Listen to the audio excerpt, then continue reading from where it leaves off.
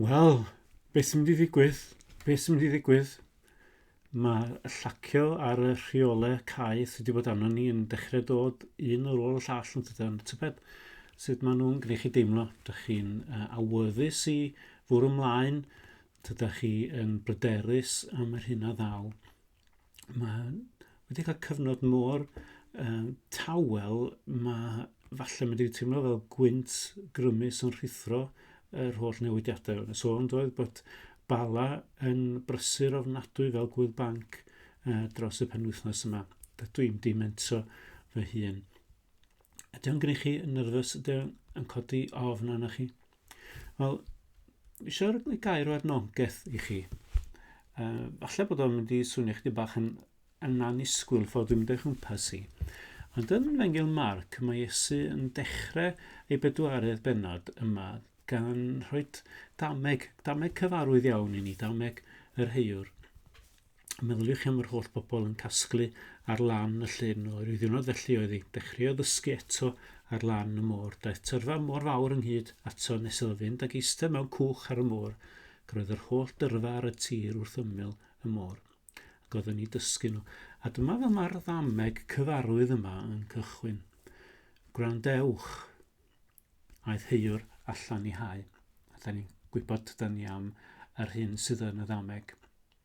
Ac ar ddiwedd y ddameg, y sawl sydd â chlustiau ganddo i wrando gwrandawed. Mae'n dechrau gwrandewch ac yn gorffen y sawl sydd â chlustiau ganddo i wrando gwrandawed. A da ni'n gwybod ydym bod yna esboniad ar y ddameg yma sydd am air Duw a'r derbyniad mae'r gair hwnnw yn ei gael.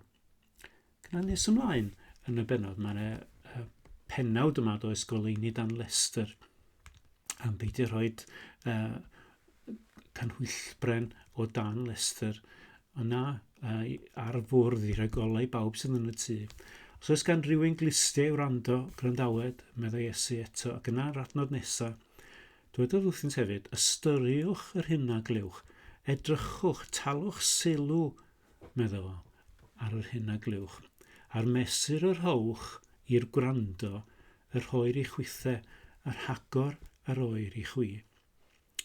Ydych chi'n rhaid da am wrando a nid dim ond clywed. Da ni wedi gofod gwrando dydan ar bod mathau o reoliadau a cyfyngiadau a talu sylw. Fe gwyddan ni bod yna rhai wedi gwrando yn well na'i gilydd. Rhai wedi cymryd arnynt eu hunain i blismona ac yn y blaen.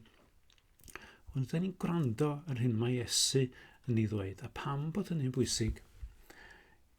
Wel, da ni'n gweld stori ar y ddiwedd y benod yma sydd yn annisgwyl.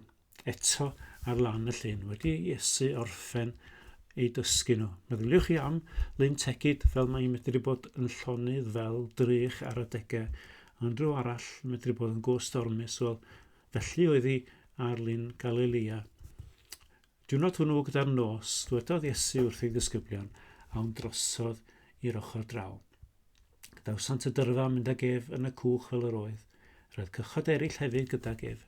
Cododd tymestl fawr o wynt ac roedd tonau'n ymdaflu i'r cwch nes i fod erbyn hyn yn llenwi. Roedd ef yn starn y cwch yn cysgu ar glistog. Deffroesant ef a dweud wrtho, athro, a wyt ti'n hidio dim i bod ar ben arno.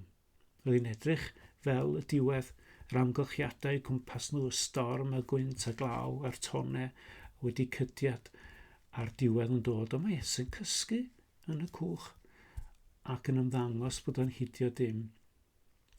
Be welwn ni ar ddiwedd y stori yma ydy pethau annisgwyl. Mae Iesu'n deffro ac yn cyrraeddu'r gwynt ac yn deud wrth y môr bydd istaw, bydd dawel.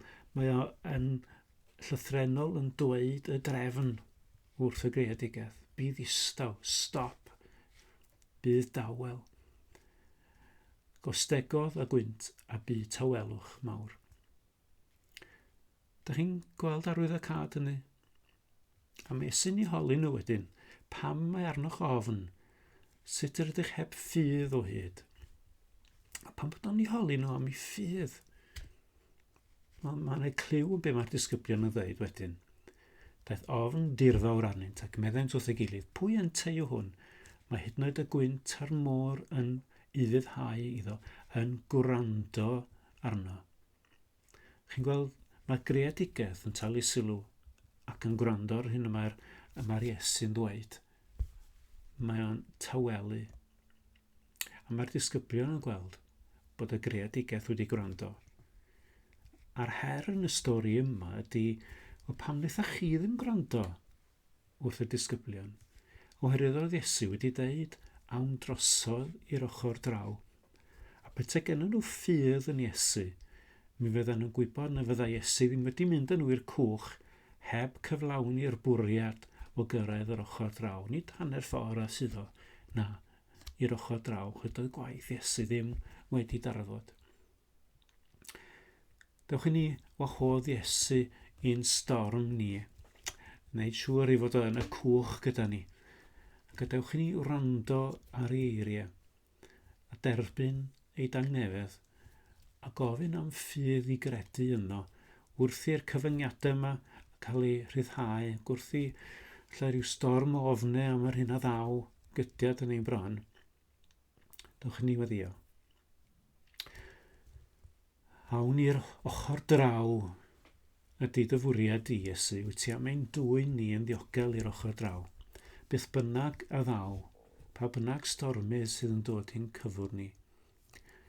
Diolch bod ti yn y cwch gyda ni. Rwy di glistiau i wrando i ni. Rwy di rhodd o ffydd i ni nid dim ond clywed y geiriau, ond i wrando ac i fyddhau. Rhoi'n pwys ar yr hyn wyt ti'n ei ddweud ac nid ar yr amgylchiadau fel y disgyblion yn y cwch. Dych ar y tonau a'r môr yn ytrach nag ar y gwaredwr yn y cwch. Cynorthwya ni Iesu i orffwys fel petai ar dy fynwes di ac i dderbyn dy dangnefedd di yng nghanol y storm. A fe weddiwn ni arglwydd i ti'n cadw ni'n diogel wrth i'r cyfyngiadau cael eu codi. Wyddon ni ddim beth sy'n dod, ond da ni'n gweddio ac yn gofyn arglwydd am ffydd i ymddiried yn not. Bydd dawel, bydd lonydd, llyfara wrth ein calonnau yn heneidiau i ymddiried yn not. Er mwyn enw. Amen.